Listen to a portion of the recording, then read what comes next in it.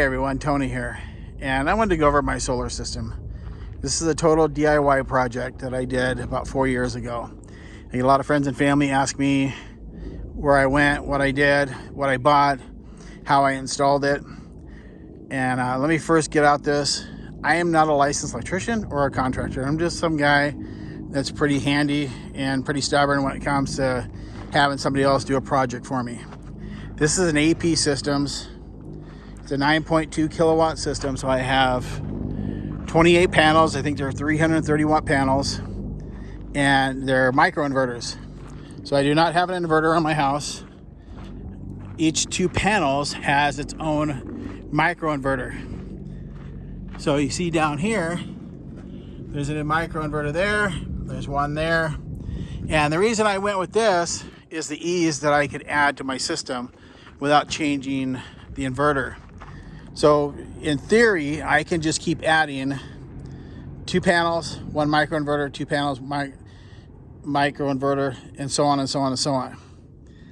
Total out the door, when I bought this about 4 years ago, out of pocket, I think I'm about 20 grand.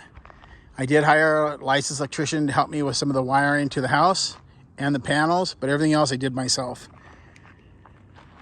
You can see down here, I got my sonotubes. Now you can't, the back ones are 6 feet deep. This thing is like not gonna go anywhere. These are kind of expensive. These are 1.5-inch galvanized conduit, but it's just like putting a Lincoln log set together. And so what I did was I had them dig like a rocker. So obviously I can't get 6 feet deep. And then I did each set like a row, and I could put my sonotubes in and then backfill it. And here's the end of it is, so all I have to do is plug these into another microinverter, or 2 or 3 or 4, add 2 more panels, and so on and so on. I did this myself. My wife and I did the sonotubes, had the concrete guys come in when they were pouring my concrete. I built the frame, ran all my supports. Then my wife and I set the panels. And as you can see, I don't know if you can see from the video, a bunch of microinverters, some of my firewood for the winter. Very simple. If you have a handy like mindset, or you know somebody, this system is easy to work with. So I dug a trench from my house to here. You can see the conduit down there with some more microinverters here. Here's my junction box that comes up here. So once I got my trench in, I got my conduit in, this is where the electrician came in and helped me set everything, run my electrical up, helped me with the microinverters. And then here, we dug a trench and we ran it to the house. And I'm not big on live electricity, so money well spent to have a licensed electrician do this. Everything came with it, everything. I got the service disconnect boxes. I had to buy the conduit, but all the wiring, I measured it out, so all the wiring down was included, all the connectors, everything.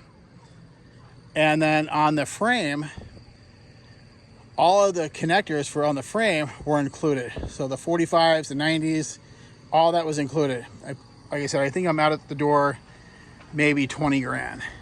And in the 4 years that I've had this system, I'm probably positive out of pocket for electricity, and I live in California where everything here is more expensive. I'm probably about $1,200 positive electricity bills total for 4 years. Always running a deficit. I live in the Mojave Desert. It gets extremely hot out here. I run my air conditioner no higher than 70 degrees.